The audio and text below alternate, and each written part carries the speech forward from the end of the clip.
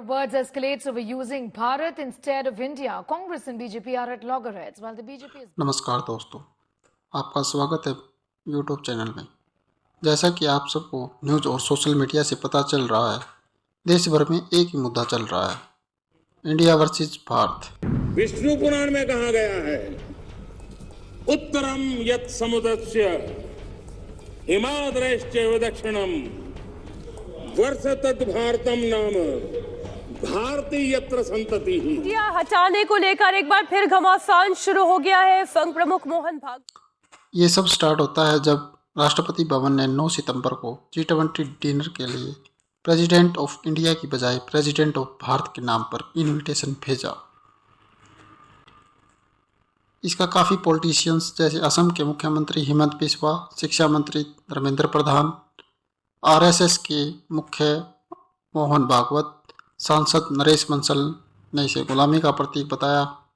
मतलब इन्होंने इंडिया नाम से ज़्यादा भारत नाम का ज़्यादा समर्थन दिया। इसके अलावा कुछ पॉलिटिशियंस ने लाइक कांग्रेस के नेता जयराम रमेश, अरविंद केजरीवाल, राज्यसभा सांसद संजय सिंह ने नेम चेंज की बात की आलोचना की। अब हम बात करते हैं अपने देश के नामों की। भारत देश के काफ़ी नाम हुए हैं, जैसे कि भारतवर्ष, इंडिया, हिंदुस्तान, आर्यवर्त, जम्बूद्वीप व मेहलवा। भारतवर्ष काफ़ी एंशियंट लाइक विष्णु पुराण में जिक्र किया गया है कि भारत जिसके साउथ में सी और नॉर्थ में हिमालय है। इंडिया इसे ग्रीक्स ने दिया था क्योंकि वो हिंदू को इंडस बोलते थे। हिंदुस्तान पहले पार्शियंस ने इसे यूज़ किया, उनके लिए जो सिंधु रिवर से दूसरी साइड रहते हैं, मतलब ईस्ट की साइड रहते हैं। आर्यवर्त इसका जिक्र मनुस्मृति में किया गया है इंडो आर्यंस के साथ। जम्बूद्वीप वैदिक ग्रंथ में इसे मेंशन किया गया है और आज भी साउथ एशियन कंट्रीज़ अपने सब कॉन्टिनेंट को डिस्क्राइब करने के लिए इसका यूज़ करते हैं। मेहलवा मेसोपोटामिया के टेक्स्ट से लिया गया है। हमारा कॉन्स्टिट्यूशन संविधान आर्टिकल 1 के अंदर 2 नाम इंडिया और भारत का जिक्र करता है। इंडिया दैट इज़ भारत, इसमें इंडिया नाम को प्रायोरिटी दी गई है भारत नाम पर, और ये सब ब्रिटिश डोमिनेंस के कारण हुआ है। चलो पहले मैं आप सबको भारत नाम की ओरिजिन उत्पत्ति के बारे में कुछ बता दूं। जब दुनिया भर में काफ़ी सिविलाइजेशन अनसिविलाइज्ड थी, तब भारत में हड़प्पा संस्कृति थी। इसमें वेल मेंटेन्ड सिटी व सुनियोजित शहर थे। अब यह संस्कृति सिंधु घाटी सभ्यता मतलब इंडस वैली सिविलाइजेशन के नाम से जानी जाती है। विष्णु पुराण के अनुसार धरती के 7 द्वीप हैं, उनमें से एक का नाम जम्बूद्वीप है और जम्बूद्वीप के 9 खंड हैं, उनमें से एक भारत है। अर्थात समुद्र के उत्तर तथा हिमालय के दक्षिण में भारतवर्ष स्थित है। भागवत पुराण के स्कंद 5 और अध्याय 4 श्लोक में इसका उल्लेख मिलता है कि धरती के राजा महान प्रियव्रत थे और प्रियव्रत की 5 पीढ़ियों के बाद जब ऋषभदेव के पुत्र भरत जब इस संपूर्ण क्षेत्र के सम्राट बने तो उनके नाम पर इस क्षेत्र का नाम भारत पड़ा। अग्नि पुराण, मार्कंडेय पुराण व भक्तमाल आदि ग्रंथों में भी भारत का जिक्र मिलता है। भारतवर्ष यानी भारत। भारत नाम हस्तिनापुर के राजा दुष्यंत और शकुंतला के पुत्र भरत के नाम पर पड़ा है। आगे चलकर वह चक्रवर्ती सम्राट बने और उन्हीं का वंश आगे बढ़ा जो भारत वंश कहलाया। इसी वंश के बीच महायुद्ध हुआ कौरव और पांडवों का, जिसे महाभारत का नाम दिया गया। आदि पर्व के श्लोक नंबर 96 में इसका उल्लेख है। 10 राजाओं का युद्ध। इसमें एक तरफ त्रस्तु जाति के लोग जिनको भारत का संघ कहा जाता है और दूसरी तरफ 10 राज्यों का संघ। भारत के संघ की जीत हुई और पूरे भूभाग पर उनका राज स्थापित हो गया, जिससे इसका नाम भारत पड़ा। इसी तरह मत्स्य पुराण में उल्लेख मिलता है कि मनु को प्रजा को जन्म देने वाले वर और उसका भरण पोषण करने के कारण भारत कहा गया। शिलालेखों में भारतवर्ष सबसे पहले हाथी गुम्फा शिलालेख में मिलता है। लेकिन अब देश में 3 नाम ज़्यादातर यूज़ किए जाते हैं: इंडिया, भारत, हिंदुस्तान। इनमें से भारत ही एक ऐसा नाम है जो हमें स्वयं दिया गया है। हिंदू और इंडिया नाम, ये वर्ड्स यहाँ पर बाहर से आने वाले इन्वेडर्स, इंपीरियलिस्ट, मोस्टली जो वेस्ट से आए, उनके द्वारा काफ़ी यूज़ किए गए हैं। लेकिन इन दोनों नामों का एक ही ओरिजिन है, वो है सिंधु रिवर, जो हिमालय से निकलती है।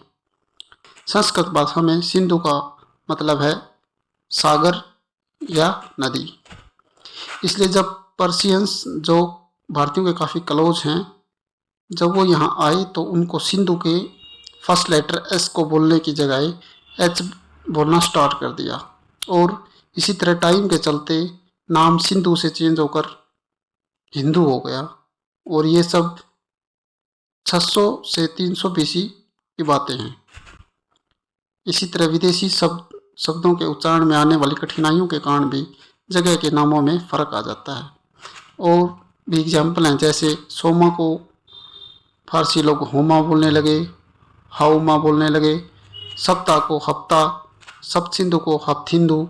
संस्कृत में स्थान कोई क्षेत्र का मतलब होता है और इसलिए इनका नाम हिंदुस्तान हो गया। देश के लिए इंडिया शब्द भी सिंधु नदी से ही आया है या सिंधु शब्द से ही आया है।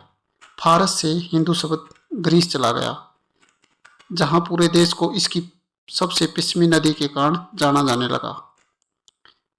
जब हिंद शब्द फारसी के ग्रीक शब्द में आया, लेकिन ग्रीक में है की ध्वनि साइलेंट है, इसलिए हिंद से इंड वर्ड निकला। इस तरह इंड, इंडस व इंडी वर्ड का ओरिजिनेट हुए। इसी तरह से जो भी आक्रमणकारी भारत आए, वो जब यहाँ की आर्मी से लड़ते थे तो वो यहाँ के शासकों को उनकी धार्मिक पहचान के बावजूद हिंदुस्तानी या हिंदू कहकर बुलाते थे। जैसे बाबर ने इब्राहिम लोदी की सेना को हिंदुस्तानी कहा। इसका उल्लेख बाबरनामा पृष्ठ 464 में मिलता है। राणा सांगा की ओर से युद्ध में मारे गए हिंदू सरदारों में सबसे पहला नाम हसन खां मेवाती का था। खानवा के युद्ध में लड़ने वाले मुस्लिम्स को अमीर्स ऑफ हिंद कहा गया है बाबरनामा बुक में। अजमेरी सम्राट डेरियस प्रथम ने लगभग 516 ईसा पूर्व सिंधु घाटी पर विजय प्राप्त की थी, जहां लगभग 500 ईसा पूर्व डेरिसवन की मूर्ति पर इसे हिंदू लिखवाया गया था।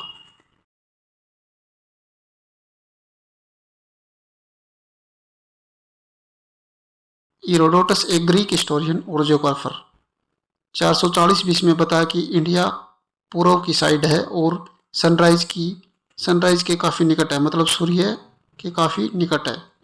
मेगास्थनीज 300 BC में इंडिका बुक मेमोरिया पीरियड्स में इसका जिक्र किया गया है। हमें सांग, जो चाइनीज यात्री था, इन्होंने 5 इंडीज का वर्णन किया है अपनी बुक्स के अंदर। इस्थाकरी, अरब ट्रैवलर, 950 में हिंद वर्ड का यूज़ किया अपनी बुक्स में और उन्होंने मैप ऑफ वर्ल्ड भी बनाया था। अलबरूनी इस्लामिक गोल्डन एज में आए थे, फाउंडर ऑफ इंडोलॉजी। 1020 ईस्वी में अल हिंद में हिंद शब्द का यूज किया गया। जॉन रिचर्ड ने हिंदुस्तान वर्ड का जिक्र अपनी बुक में किया हुआ है। इसी तरह 16वीं और 17वीं सेंचुरी में भी दोनों नामों का काफ़ी यूज हुआ और ये यूज काफ़ी तेज़ी से बढ़ने लगा। और यहाँ पर आने वाली जो कंपनीज थी, फॉरेन कंपनीज, उनके नाम भी इंडिया के नाम पे आने लगे, जैसे कि British East India Company, Netherland की United East India Company, French East India Company, Danish East India Company. इसी तरह से वेस्टर्न कंट्रीज़ में भारत का नाम इंडिया हर जगह यूज होने लगा। But the name of India is the corruption of the word Sindhu.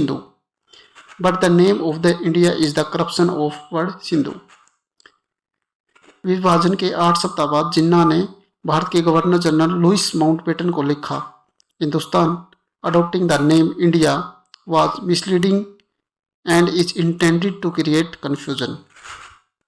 बहुत सी ऐसी कंट्रीज हैं जिन्होंने अपना नाम बदला है, जैसे Sri Lanka, Myanmar, Ireland, Thailand, Iran etcetera.